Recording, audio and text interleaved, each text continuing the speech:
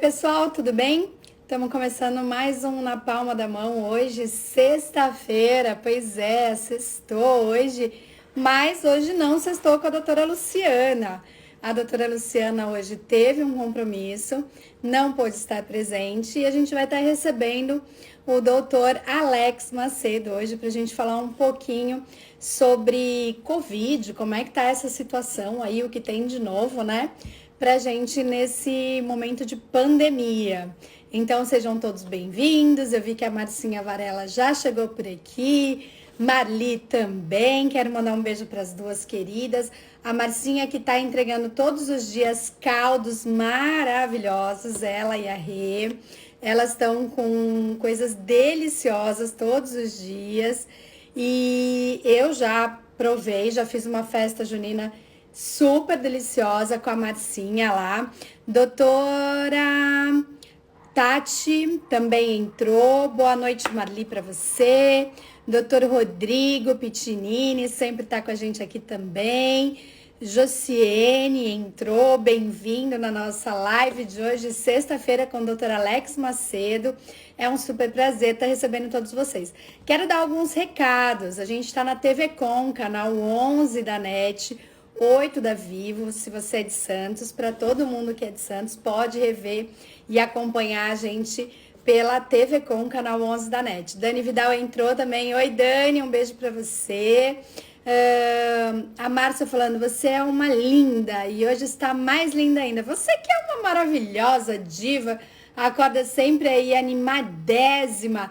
Tio do Pastel chegou, doutor Alex Macedo já está por aqui. Alex Macedo, bem-vindo, boa noite. Oi, Fê, boa noite. Tudo bem? Pronto. Tudo bem?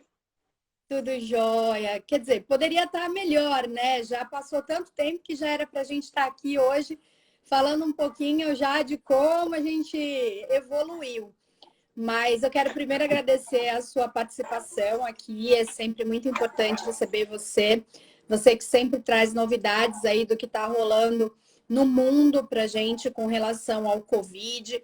Você sempre nos posiciona como está a nossa região, que é muito importante, né? Porque a gente vive o mundo, mas a gente vive também muito mais aqui o nosso vizinho, o nosso dia a dia. Então, eu quero agradecer a sua participação.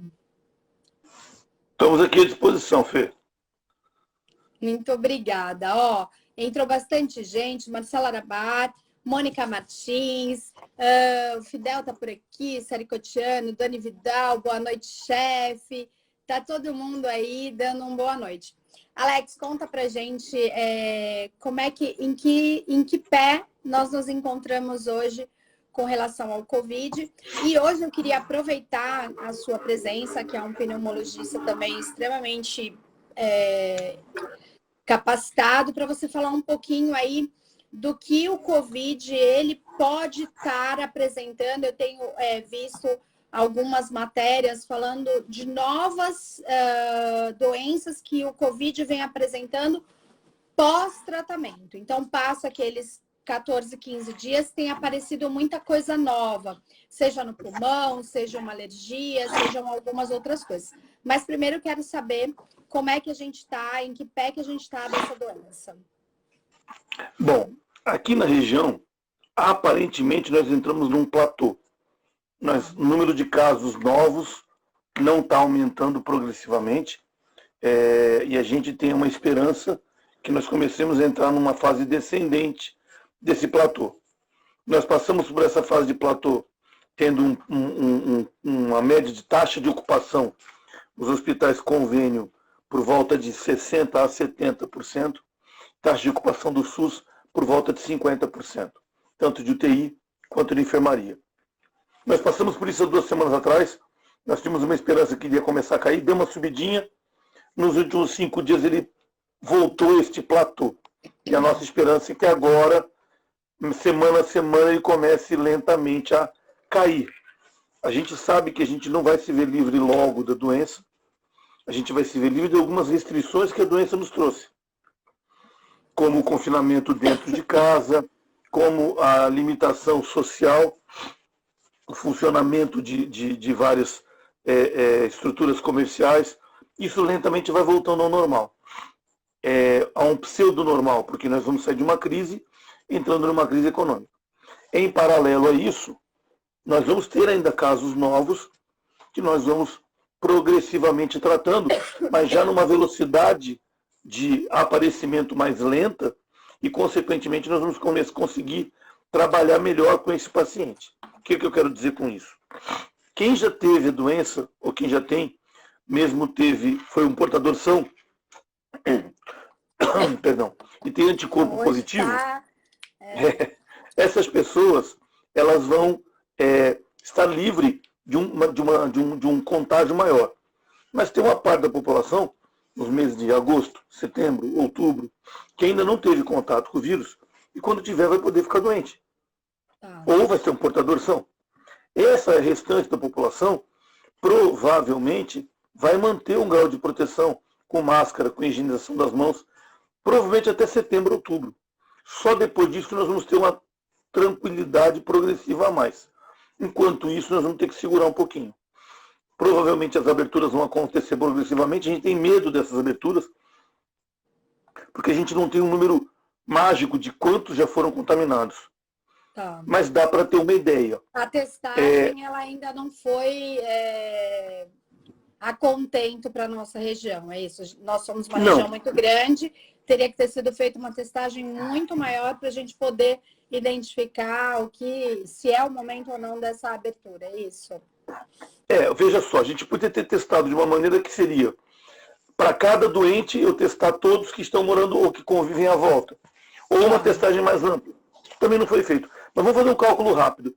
Todo mundo já deve ter ouvido por aí, para cada um doente, eu tenho 9 portadores sãos. Esse é um número que varia de 7, 1 para cada 7, até 1 para cada 15. Tudo varia muito da densidade populacional. No interior do Mato Grosso, do estado de Goiás, a densidade populacional por cidade é muito menor. Então vai ser 1 para cada 15. Vai ser, perdão, 1 para cada 7. O contágio é menor. Você não tem contato próximo. E numa cidade como a nossa, onde você tem muitos prédios conglomerados populacionais, a transmissão é maior. Então, assim, a média se coloca 10. Hoje nós temos, se não me engano, são 7 mil casos aqui em Santos confirmados. Nós devemos ter mais ou menos uns 2, 3 mil para sair diagnóstico nos próximos dias. Nós vamos calcular uns 7 mil. Se eu for calcular um para cada 10, eu devo ter hoje por volta de 70 mil pessoas que já entraram em contato com o vírus. Isso é cidade de Santos. Se eu contar para cada 15, eu tenho por volta de 105. Então, assim, pelo menos um terço da população já entrou em contato. Um quarto da população. Gente ter contato, né? Então, veja. Mas, vamos colocar mas assim. Mas a gente tem um bom número.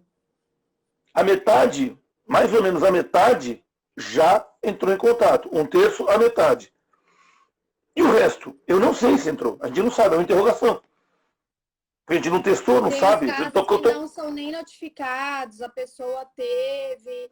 Nem testou, ninguém sabe. Então, assim, nós estamos calculando uma proporção de um paciente que tenha tido positivo, o PCR, para 10 a 15 assintomáticos. Essa é uma proporção. Isso não é cálculo estatístico fechado. Mas a tendência é que isso comece a entrar. Provavelmente a gente torce muito por uma queda, mas tudo que a gente fala hoje a gente desmente amanhã. Então vamos ter que aguardar um passo de cada vez.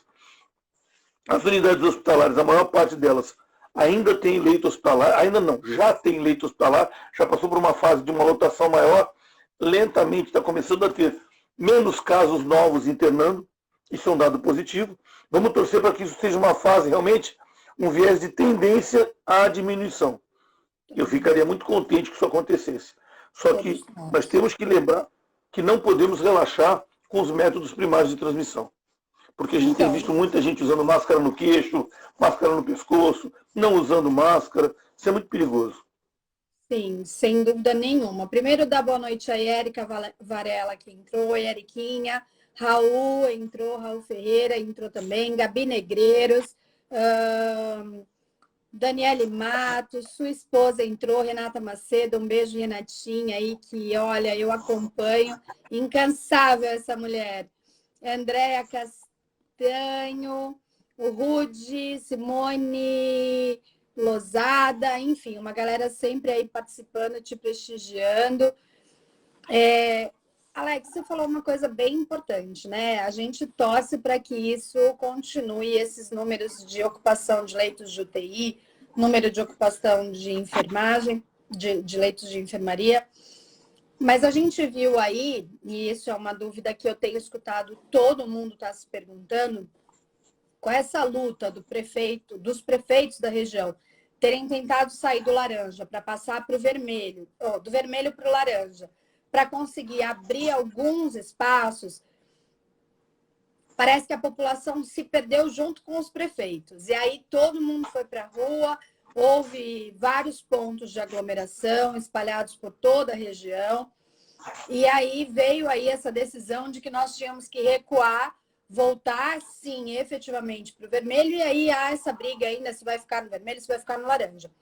Mas o fato é que há uma semana atrás nós tivemos muitas pessoas aglomeradas na rua, em filas de shoppings. Isso tudo, ainda, por mais que a gente esteja aí, vamos torcer para que isso seja platô. O reflexo disso que aconteceu, ele ainda pode vir ou ele já estaria vindo uma semana depois? Duas possibilidades, a mais e a menos otimista. A mais otimista é que a outra parte da população que não foi testada, a maioria já tem entrado em contato. Então, a abertura vai encontrar do outro lado pessoas que já entraram em contato, mesmo sem saber, e uma parte dessas que estão em casa, que saíram para o supermercado, que achavam que não, mas eu não saí, eu não fiz nada, poderiam estar positivas sem saber, e nós vamos ter um choque muito grande. Essa é a possibilidade número 1. Possibilidade número 2, as pessoas que estão em casa, a maioria é negativa. E a hora que sair, ela vai se tornar positiva.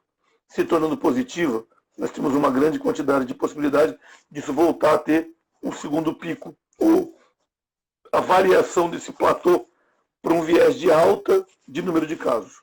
Porque esse segundo pico, ele vem, por exemplo, a doença ela vai se manifestar na emergência. Vamos pensar no hospital, né, nos leitos, porque quem está passando por ela, que muitas pessoas estão passando ao meu redor, eu fiquei impressionada. Falei, queria até, Deus que me perdoe, mas pegar desse jeitinho aí, que só fica com uma gripezinha, realmente, como o Bolsonaro falou, e não é nada, mas muitas pessoas estão indo a óbito. Faz 3 dias que eu estou acompanhando aí 5 óbitos, hoje 6 óbitos na Santa Casa, sem falar o resto dos hospitais. Mas assim, para chegar a doença, para ela avançar ao ponto de você ter que ir para o hospital, precisar de um leito, leva em média quantos dias? Se você contar que da hora que você... uma estatística. Tem. Da hora que você entra em contato com o vírus, em média você demora 3 dias para começar uma sintomatologia. Tá.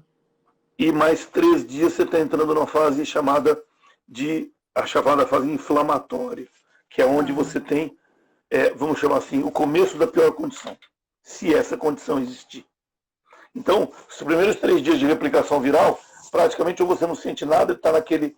Aí você entra na replicação viral final e mais 3 a 4 dias você está entrando na fase inflamatória. Então, esse é um perigo neste momento. Só um gancho que você colocou.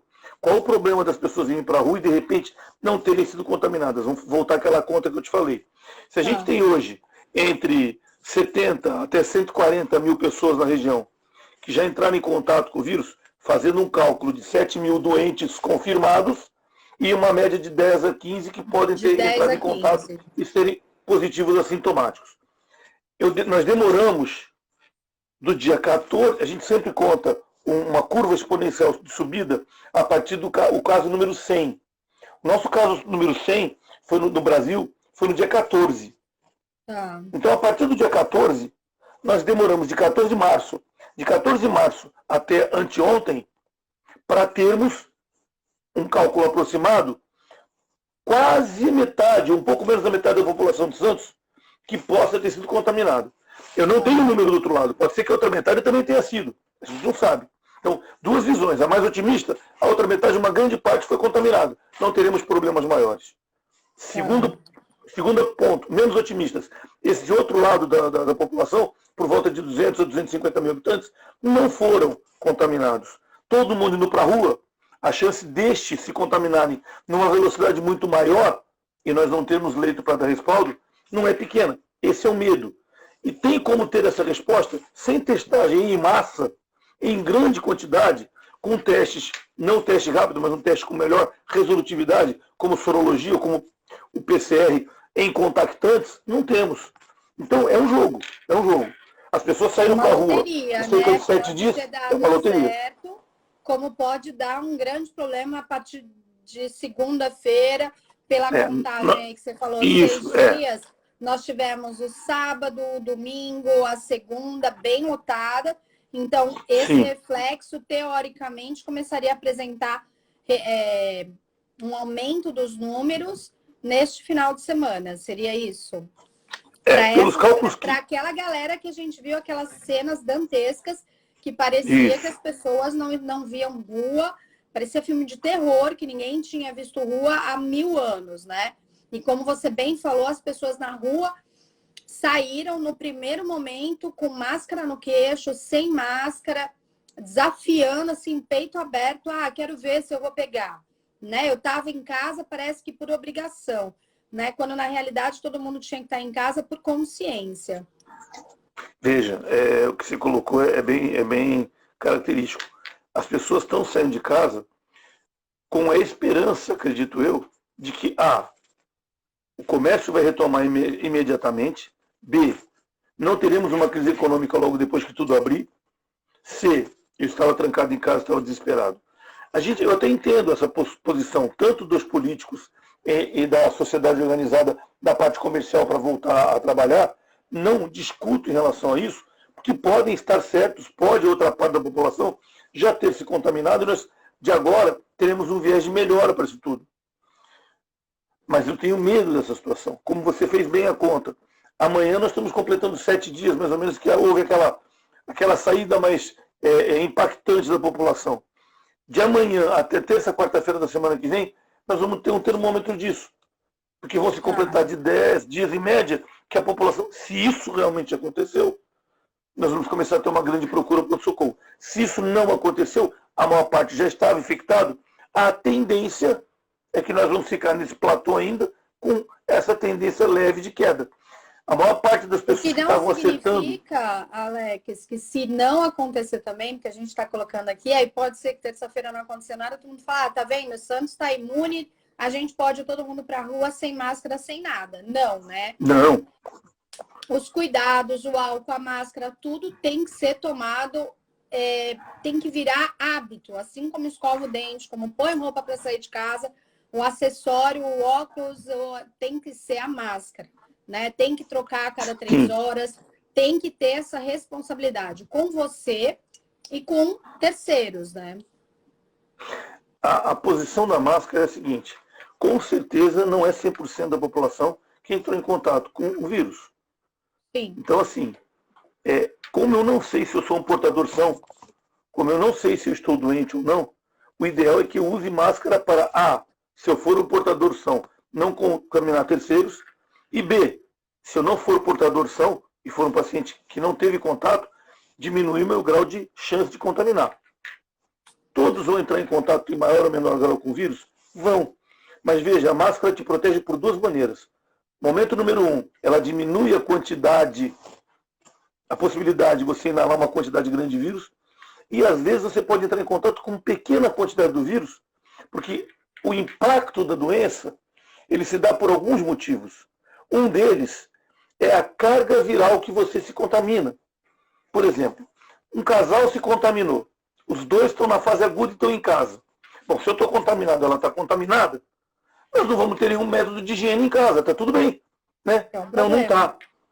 Porque se os dois começarem a trocar vírus, o pool dos dois de vírus aumenta e o grau de agressão ao corpo é dependente disso. Então, isso era isso que eu tenho ouvido muito falar, da questão que, inclusive, acho que foi matéria de algum jornal ou do Fantástico, que é por isso que morrem mais enfermeiros e mais médicos, porque eles estão num local onde tem maior concentração do vírus, então o impacto é muito maior, é isso? Para que eu tenha uma doença mais grave, eu tenho uma coisa que ninguém sabe, que é a capacidade de uma resposta do teu organismo de uma maneira exacerbada. É o caso da septicemia, da sepse. 3 pacientes têm infecção urinária, porque do mesmo germe, do mesmo jeito, porque um deles evolui com sepse e outros não. A gente não sabe. Muito se estuda há mais de 40 anos isso e não consegue se determinar. 2 é o grau de condição clínica que você está. Doenças múltiplas, condições de baixa de imunidade, obesidade, gravidez, idade, são fatores que contribuem para a piora.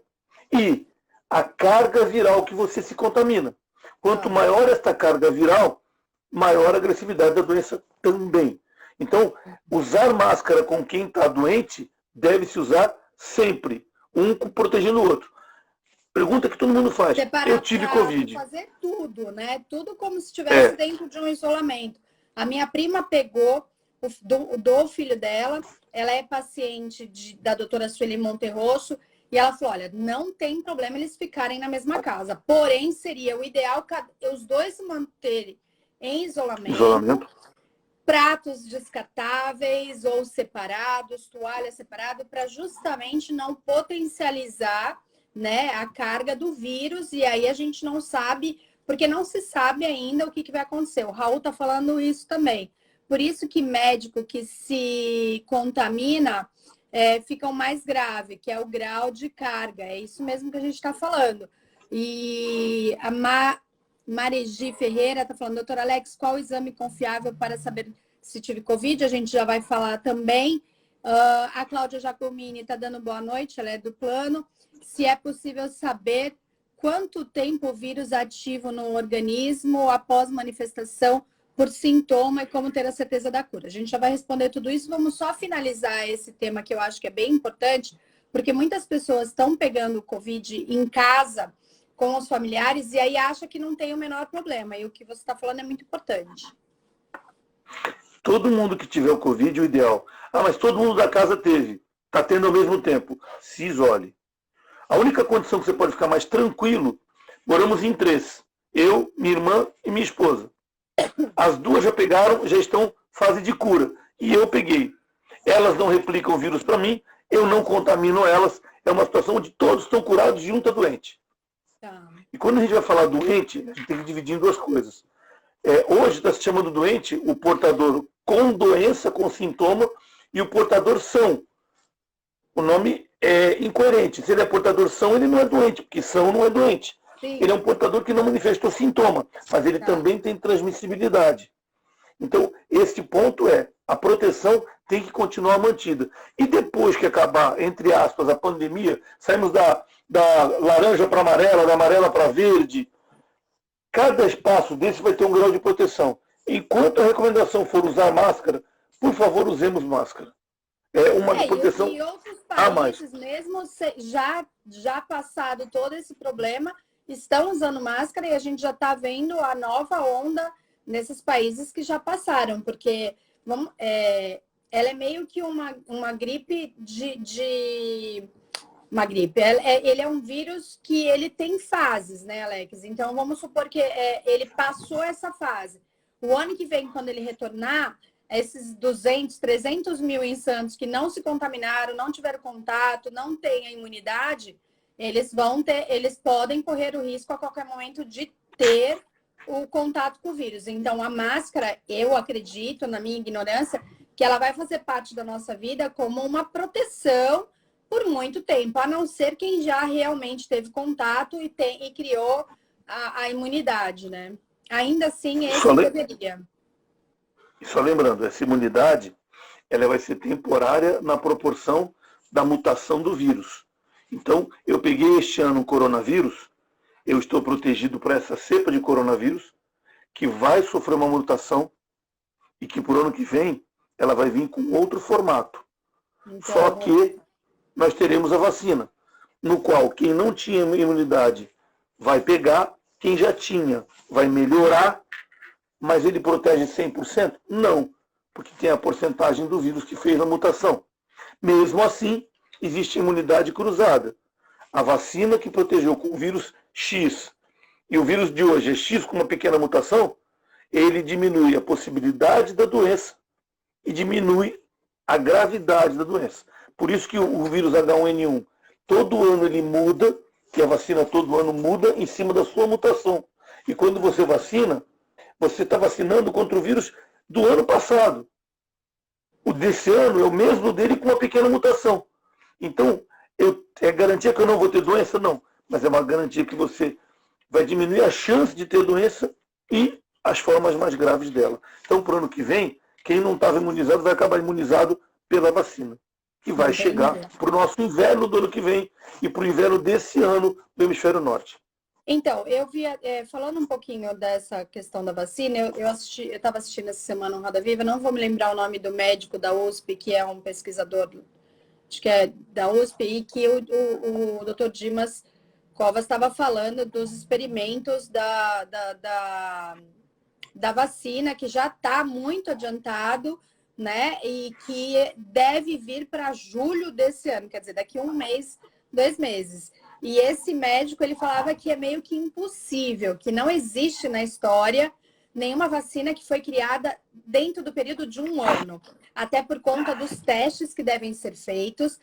Para cada organismo, ela pode dar um tipo de reação, então ela pode curar o Covid, mas ela pode criar outro tipo de doença, ou ela pode afetar outros, causar outros problemas. Então, não adianta a gente se animar achando que em 1 ano a gente vai ter essa vacina.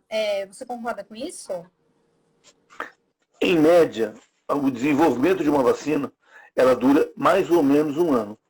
Agora, se a gente formos nos reportar a como funciona a vacina da gripe que nós tomamos anualmente, ela é produzida com menos de 1 ano.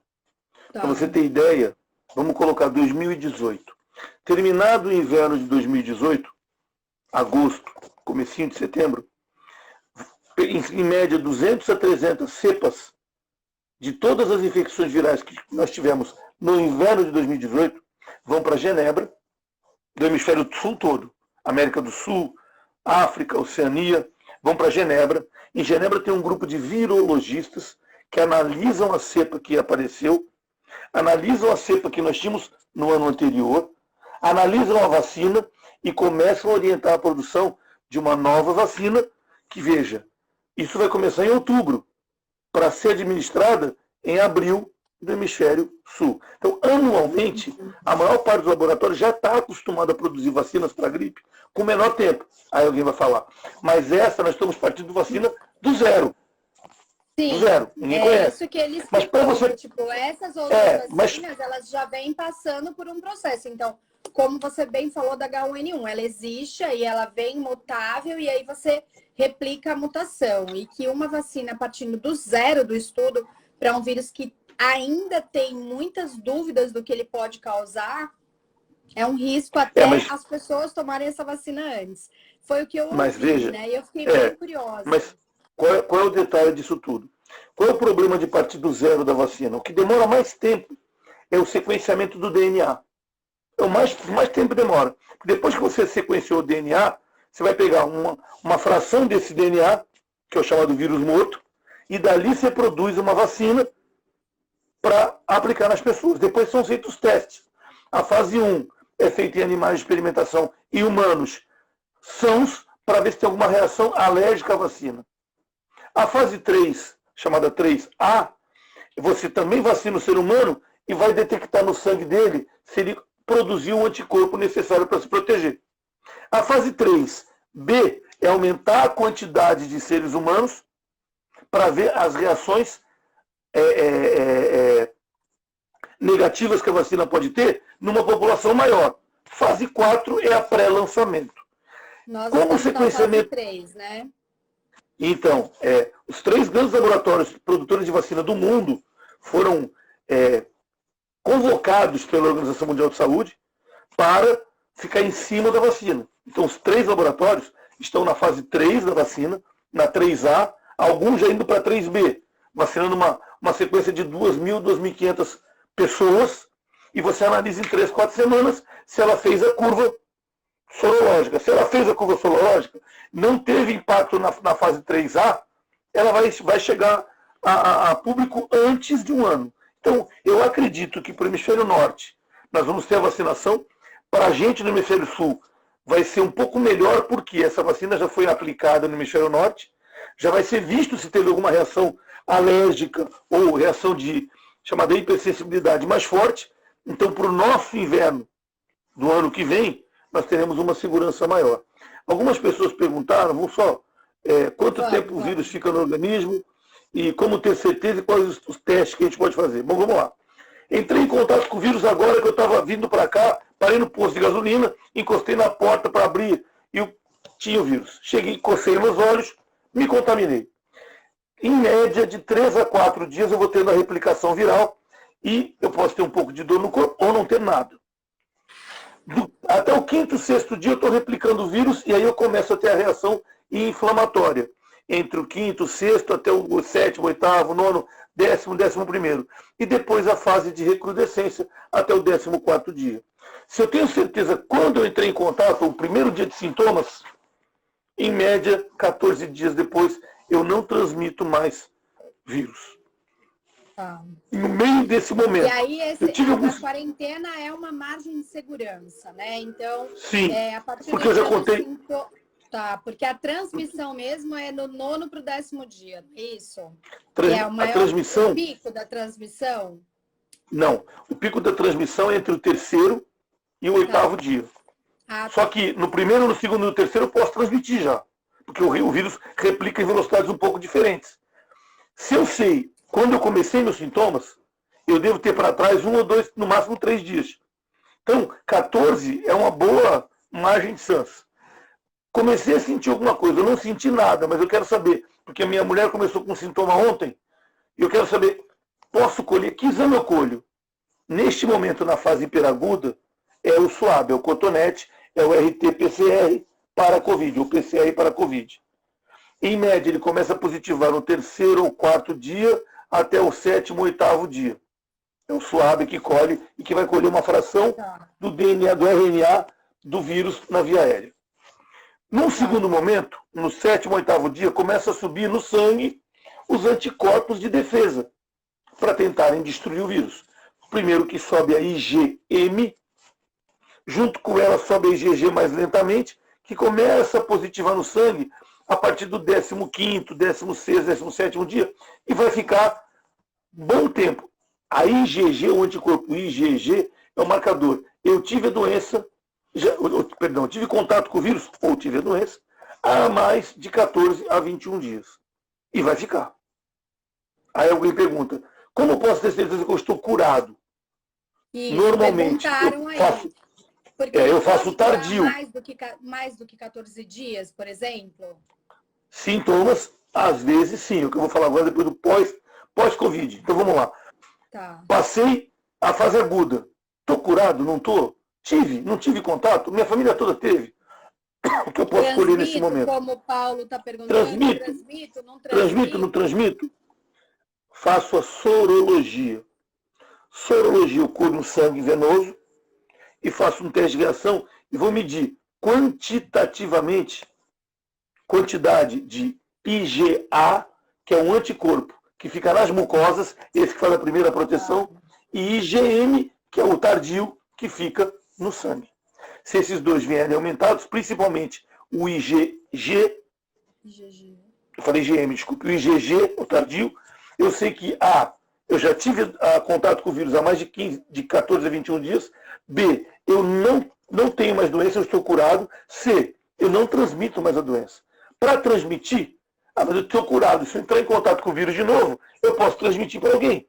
Se eu tenho um anticorpo em grande quantidade, quando eu entro em contato e o vírus vai se replicar para aumentar de quantidade e eu poder transmitir, meu anticorpo vai lá e mata. O anticorpo é a vacina, né, Alex? Para ficar assim, é uma vacina. Você pegou contato com o vírus, o teu corpo acabou com ele, né? Então, mesma coisa. É como sarampo. Quem já teve sarampo uma vez, quem já teve catapora uma vez, acabou, não tem mais, né? Nós só vamos ter mais, né, para o ano que vem por causa da mutação. Se não fosse um vírus com alta mutação, a gente não teria mais para frente. Entendeu? Então, assim, eu acredito que esses dois exames, o teste rápido tem a mesma resposta que a sorologia. Só que a sorologia tem uma sensibilidade melhor. A diferença é que a sorologia demora 2 a 3 dias, o teste rápido é rápido. Em 15, 20 minutos você tem o resultado. Só uma dúvida ainda com relação, porque uma pessoa perguntou, então eu não transmito mais? E aí eu fico com medo da gente falar, não transmite, e eu tenho uma pequena dúvida. Então, ok, eu tive contato com o vírus, ele não vai se desenvolver em mim. Mas eu peguei essa caneta, ela tá com vírus, e eu pego na sua mão, eu posso ter sido alguém que levou o vírus para você ou não? Um vetor, não. Por quê? Tá. Veja, a gente sabe que o vírus dura muito pouco tempo na mão, mas dura. O tempo necessário para encostar em algum lugar, me contaminar, ele não se desenvolve na mão. Ele é um vírus de vias aéreas. Quando ele entra nas vias aéreas, aí ele começa a se duplicar. Aí eu limpo a minha mão, está ele duplicado, encosto em algum lugar, tem uma quantidade, uma carga viral na minha mão maior, e aí. Então, mesmo que eu encoste num local que tem pouca carga viral, a hora que eu coloco ele numa mucosa, em algum lugar, ele precisa da célula para se reproduzir. Então, ele precisa estar dentro de uma via aérea. Aí eu falando, ou eu encostei a mão e posso contaminar. Porém, se eu já tive a doença, se eu tenho IgA, e principalmente IgG, os anticorpos, em grande quantidade, me contaminei, entrou em contato com a minha célula, meu sistema imunológico vai lá destruir. E nessa destruição eu não consigo aumentar o BU viral. Então, assim, a possibilidade teórica de transmissão existe, mas a possibilidade prática é mínima ou nenhuma. Para quem já tem o anticorpo positivo. Teve o IgG positivo, a chance de contaminar é mínima ou nenhuma. Bacana. Tem duas coisas que eu acho que é importante a gente falar. Uma são os efeitos que pode ainda ter depois da quarentena, o que o Covid pode causar de danos ao organismo. E essa semana foi falada aí da cloroquina, que era, né, a organização, a OMS tirou a cloroquina aí dos testes, e há aí uma especulação sobre corticoides, acho que é corticoides, né? Seria dessa família, por exemplo, aí da cortisona, acho, se eu não estiver enganada. Mas vamos falar primeiro, porque se não der tempo, cloroquina a galera pesquisa na internet. Mas como médico, pneumologista, eu acho extremamente importante, porque as pessoas estão se perdendo e estão começando. Eu já conheci muitas pessoas, a gente mesmo teve contato com a Giovana Barbosa, nossa amiga que está agora com, parece o reboque da doença, né? Parece que ela reapareceu, quando na realidade pode ser outro vírus. Ó, vamos lá. Alguém fez alguma pergunta aqui, rapidinho, de GG e GM. Pacientes que já passaram pelo período de tratamento, não tem mais sintoma. Tem IgG positivo, ele pode voltar à sua vida normal. Ele não vai ter mais doença. Ele está curado, com um anticorpo relacionado com a cura. Segunda coisa, eu vi pelo menos 4 casos essa semana de pacientes que dizem que tiveram Covid. E aí eu pergunto, o que você fez do diagnóstico? Eu fiz tomografia. Eu fiz teste rápido. Não é diagnóstico. O diagnóstico na fase aguda é o suave, é o cotonetezinho no nariz e na garganta, mostrando o DNA. O paladar, por exemplo, não é diagnóstico. Outras coisas aqui pode te tirar o gosto. Gripe por H1N1, por influenza, sinusites mais graves, também vão tirar o gosto do paladar. Então, é necessário primeiro fazer o diagnóstico. Tive Covid. Se eu tiver IgG positivo, tudo que eu vier sentir depois não é mais Covid. Então, síndromes pós-Covid. Nós vamos falar do leve e do grave. Quem foi portador teve contato com o vírus, fez viragem sorológica, fez anticorpo positivo, mas nem lembra de ter tido a doença, não vai ter nada pós-Covid. Quem teve sintomas na fase aguda, tosse, dor no corpo, febre, o que pode acontecer depois dos 14 dias? Eu não transmito mais, colhi meu sangue, IgG veio positivo, estou protegido, mas eu continuo com tosse. Alex, eu preciso tomar antibiótico, eu continuo com uma febre de 37,8, 38,2. Síndromes pós-Covid, elas se manifestam de 2 maneiras nos leves. Tosse mantida Três maneiras, desculpe. Febre que perpetua um pouco mais de tempo e uma sensação que não é o corpo doído, é aquele corpo moído de cansaço. Parece que você anda 2 passos e carrega o mundo nas costas. Você não tem Não é nem vontade um de cansaço. nada, você vai falar uma frase Exato. completa, você não tem fôlego. Essas 3 síndromes aparecem, às vezes uma, às vezes 2, às vezes as 3 no mesmo paciente, elas melhoram com anti-inflamatórios, analgésicos anti-inflamatórios e com corticoide, nessa fase pós-infecciosa. Então, uma das indicações de corticoide que a gente já via há muito tempo é a fase pós-infecção. Nos graves, aquele cara que foi para a UTI, que ficou na UTI entubado, com uma tomografia com muita lesão, ou que foi internado, ficou com máscara de oxigênio, todos esses pacientes, todos, são orientados a: teve alta, está bem, ele tem que repetir a tomografia e um teste de capacidade pulmonar, no mínimo com 3 meses após a infecção e com 6 meses. Semelhante ao H1N1, nós estamos usando a experiência das outras infecções virais pulmonares. Uma parte desses pacientes, pequena, mas uma parte pode evoluir com uma doença chamada fibrose pulmonar pós-infecção viral. Então, assim, tem alguns pacientes que já estão dessa maneira. Hoje, nós temos 1, 2, 3, 4, 5, mais 6. 6 pacientes entrando na Santa Casa com mais de um mês de Covid. Eles não têm mais Covid. Não tem mais Covid. Saíram do respirador, mas estão respirando com muita dificuldade porque o pulmão sequelou, fibrosou de uma maneira mais grave. Segunda coisa que acontece com esses pacientes nas formas graves da doença. Rim. Ele tem insuficiência renal, vai para a diálise e, infelizmente, uma parte não volta ao normal. O rim fica sequelado. Nos graves, a preocupação é rim e pulmão, formas sequelares mais graves. E nos leves e moderados, que tiveram sintoma, uma dor no corpo, um mal-estar no corpo muscular, tosse seca recorrente e uma febre mantida. Alguns estão apresentando lesões avermelhadas pelo corpo, às vezes no rosto, às vezes nas mãos. Também, isso na fase leve, também respondem bem a corticoide. Vou no caminho que você já deu a primeira entrada do corticoide. Vou dar uma boa noite aqui para o André Sementilli, que entrou. É verdade. Fala, André. Clarice Carmo também, nossa futura vereadora lá em São Vicente, acompanhando aqui a nossa live. Bem-vinda. Mas diga lá. Vamos lá. Foi engraçado essa semana, que a semana entrou na pauta do dia o corticoide. E aí foi engraçado que algumas pessoas iam perguntar pra gente. Da Fátima Bernardes me chamou a atenção porque ela falou, inclusive, ela usou o exemplo de que quando ela estava grávida, no final da gravidez, ela tomou para fortalecer o pulmão do trigêmeos dela, né? E ela, dos bebês. Aí ela falou assim, olha, talvez faça sentido, seja para fortalecer o pulmão. E aí há também essa preocupação de todo mundo sair buscando corticoide aí para se tratar e ser um outro problema, como foi no início da cloroquina, né? Então, veja bem, chegaram para a gente, para o grupo da parte de UTI, que faz a UTI Dona Costa e da Santa Casa. Hoje nós estamos cuidando de 50, 70, 80 leitos de UTI. Nós já tivemos, passando pela gente, 546 pacientes com Covid nas UTIs.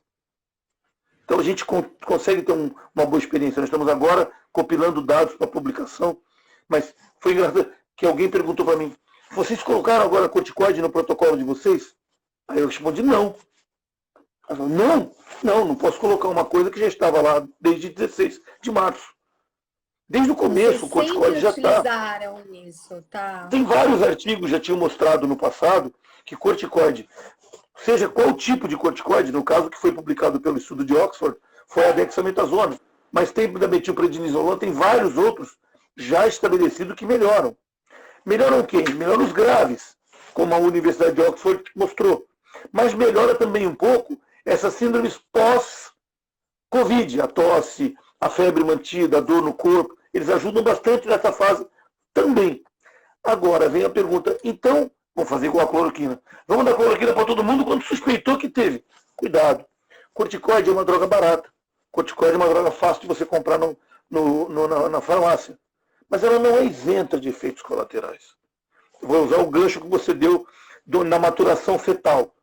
Eu conheço uma pessoa que teve uma criança prematura e tomou corticoide para maturar o pulmãozinho da criança. Tinha 34 para 35 anos. A criança nasceu bem, sem problema nenhum. 2 anos depois, essa pessoa teve que operar catarata bilateral, causada pelo corticoide, com 38 anos. Então isso pode acontecer. O corticoide não é isento de efeitos colaterais. Quando ele está bem indicado, o benefício justifica o risco. O corticoide altera a diabetes, leva a catarata, leva a várias situações que ela se declarou. Foi a Renata que teve a catarata. Eu não ia falar que era ela. Oi, ela se declarou aqui. Ela teve que tomar, porque a nossa pequenininha nasceu prematura. E a gente tomou um susto quando ela foi levar a mais velha no oftalmologista. E alguns anos atrás ela teve um problema na mesma oftalmologista. E ela falou, como é que tá seu olho, Renata? Tá bom? De vez em quando dá uma inuvência. Deixa eu ver. Quando o oftalmo olhou, tomou um susto. Renata, você está com catarata, você tem que operar. Naquele momento ela tinha 35 a 36 anos. E foi a única coisa que aconteceu foi o corticoide. Então assim, corticoide não é isento de risco. Então o melhor a fazer é, tem indicação, vamos usar corticoide. Eu acho que qualquer medicação tem que ser prescrita por médico, né? Sim. E não dá para sair se arriscando, tomando... Pra uma coisa boba, eu estava com aquela tosse chata. Semana passada, no meio da minha live, eu tive uma crise de tosse. Eu tomei 2 strepes, uma atrás da outra. O meu coração acelerou. E aí, depois que eu fui ver que eu tinha tomado uma medicação, não era uma pastilha para tosse, uma pastilha Valda, né? Então, assim, a gente, às vezes, não presta atenção e se automedica. Isso é terrível, isso é muito perigoso. Porque, e assim... As pessoas estão aí com a cloroquina em casa e alguém deu uma gripezinha e fala, dá cloroquina, porque toma aí, vê no que vai dar. E agora essa questão do corticoide. Então, eu quis colocar essa pergunta porque eu tenho muito medo das pessoas saírem tomando, né? Porque se já tomavam a cloroquina, tá saindo em tudo que é noticiário essa questão da cortisona e essa é uma preocupação. Veja, cortisona... nos graves que tem uma reação inflamatória muito grande, e o estudo de Oxford mostrou que diminui a mortalidade, isso nós já vimos usando. E nos leves e moderados que necessitaram de internação e que tem maior amplitude de reação inflamatória também tem eficácia. No resto, não. Um comerciante conhecido aqui da cidade me liga, ele foi meu paciente durante muito tempo, e virou meio que um amigo. Eu sempre estou lá com ele, e aí ele me liga um dia e falou, Alex, sexta-feira à noite eu perdi o olfato, já fui para um canto da casa, fiquei separado, na segunda-feira eu colhi o exame e hoje, terça-feira à noite, veio positivo. O que eu faço? Falei, vem aqui, quero te examinar. Ele foi à Santa Casa, eu examinei ele. Olha, você está bem, você está sentindo o quê? Falei, nada. Vamos observar esses próximos dias, que é o dia período inflamatório. Tá bom.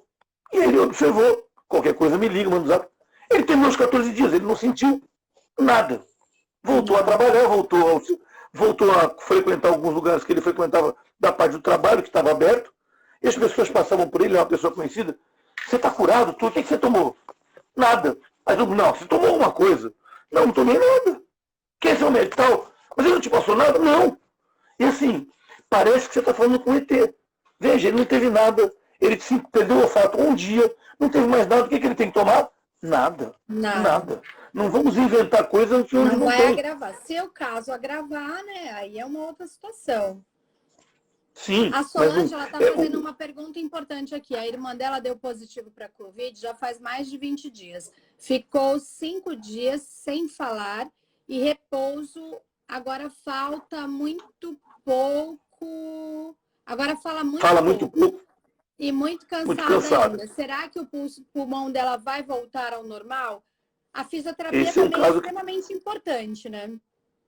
Sim, esse caso tem que ser avaliado. Veja, hoje eu voltei a fazer consultório 1, 2, 3 por dia no máximo, principalmente em casos desses. Está tendo muita dúvida. Tive Covid, o que eu faço agora? O rapaz que chegou hoje, ele tinha tomografia, que não tinha lesão grande nenhuma. Ele não tinha espirometria, mas tinha uma saturação de oxigênio normal. Eu fiz ele caminhar um pouquinho no consultório, subiu na escadinha da maca e a quantidade de oxigênio não caiu. Então, o que às vezes a pessoa sente é esse cansaço muscular, a vontade de não fazer nada, sabe?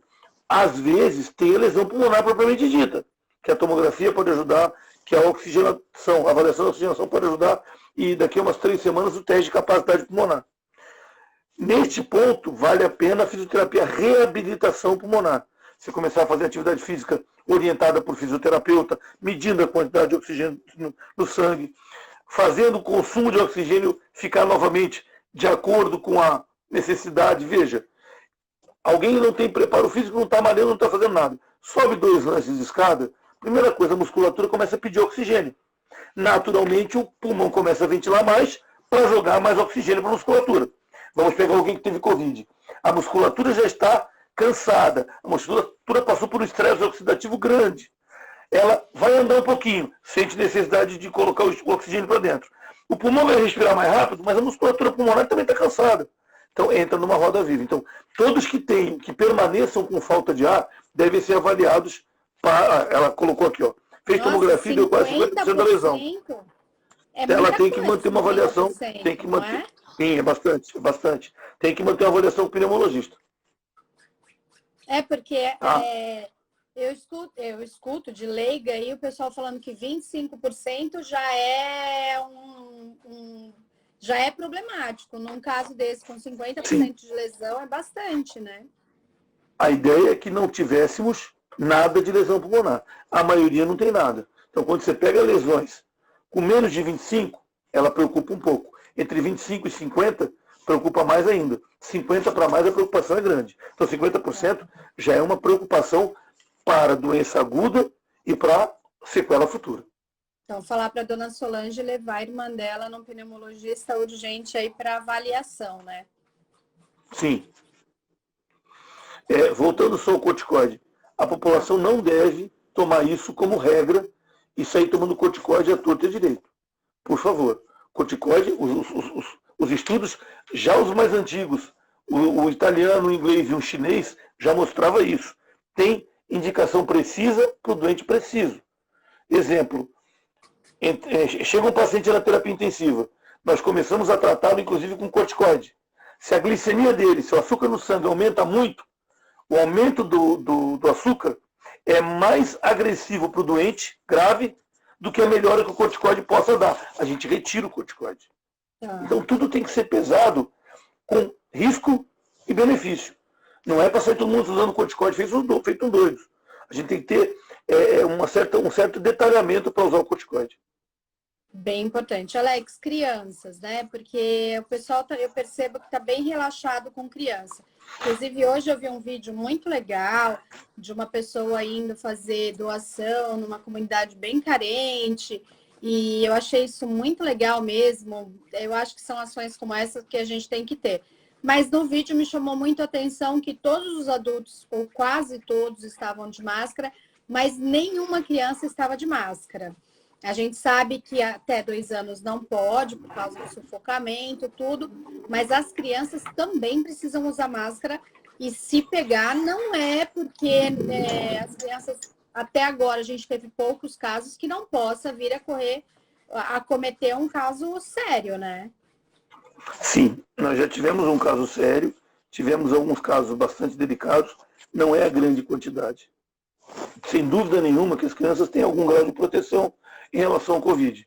E a manifestação clínica mais grave, a maior parte das vezes não envolve pulmão. Ela envolve a quadro abdominal, diarreia, dor abdominal, quadros que simulam apendicite e quadros da pele. Então são 2 manifestações mais atípicas. São lesões avermelhadas na pele e na face e quadros abdominais de dores abdominais muito fortes, simulando apendicite. Alguns poucos também têm o quadro pulmonar, mas que não é tão grave. Felizmente, ainda uma doença que poupou na gravidade as crianças. Só lembrando, as crianças elas não vão entrar em contato com o vírus? Vão. Não se sabe por quê. O desenvolvimento para elas não tem sido de forma grave. E aí elas acabam criando a imunidade, então.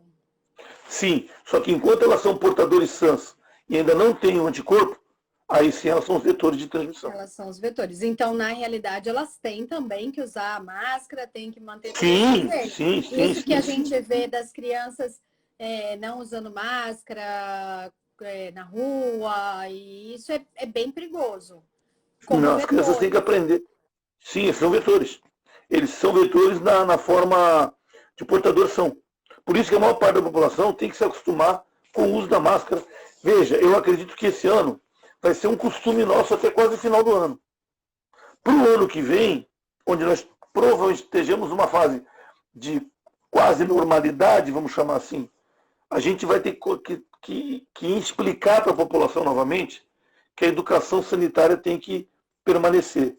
Ou seja, no pré-outono e inverno nosso, nós vamos ter que obrigatoriamente ensinar que quem começou a estar doente tem que usar máscara. Quem começou a ter um resfriadinho não vai em local fechado. Anda com a máscara no bolso, máscara. Limpeza das mãos nessa fase o mais precoce possível. Me mandaram um vídeo de 1906 ou 7, eu dando uma entrevista num pré. Como faz para prevenir? Lá em 2007, lavar a mão, sabe? Proteger a mão, proteger o rosto. Praticamente quase a mesma coisa que a gente estava falando agora com Covid. Quer dizer, nós vamos ter que adotar as medidas de higiene efetivas, que a gente nunca planejou ter. É verdade. A Marli está perguntando se crianças que têm alergia é mais fácil pegar o Covid. Não tem isso na literatura. Tá. Quem tem alergia só, e com um pouquinho de rinite, não mostrou nada. Os pacientes que têm asma brônquica mais forte, esses têm um pouquinho mais de chance de pegar, com maior gravidade. Mas é uma asma, uma bronquite, uma asma mais grave. Quadros leves, não... A Claudenice Povas está falando, muita gente ainda sem máscara e é assustador. É mesmo, né? Isso aí é assustador pensar que as pessoas ainda estão indo para a rua sem máscara. Karina Garrido Serra, higiene básica. Cláudia Nice, cuidados e higiene básico. A Dani Vidal, devemos focar muito na promoção da saúde. E a Marli perguntou porque a sobrinha neta dela é muito alérgica. Mas é isso mesmo. Veja, se for uma alergia, for uma alergia leve de pele, uma rinite alérgica mais leve, isso não encerra a maior gravidade. Não potencializa... Se ela tiver uma bronquite alérgica, exatamente, não preocupar tanto assim. Uma asma seria um problema, né? Mas uma alergia... Uma asma mais grave, uma asma mais grave, com certeza. Quando eu voltei agora a fazer consultório, eu estava lembrando minha secretária há 22 anos. E quando eu comecei a fazer consultório praticamente no segundo ano, o terceiro ano ela passou a ser minha secretária e secretária até hoje. E a gente brincou, quando eu parei de fazer consultório, eu olhei para ele e falei assim, olha, vão fazer 22 anos que eu não fecho o consultório sem saber se vou voltar e quando vamos voltar. E aí nessa semana, quando eu voltei, falei para ela, tá vendo, nenhum de nós dois morremos ainda. Então nós voltamos. Aí eu falei para ela, mas tem gente que você não conhece que foi. Então eu perdi um paciente asmático grave, perdi um paciente com 42 anos, uma asma grave, pegou o Covid, ficou na UTI, ficou um tempão e acabou falecendo. Outros com doenças pulmonares mais graves. Mas sempre tinha alguma doença crônica piorando a condição de risco. Ou foi doença crônica ou obesidade.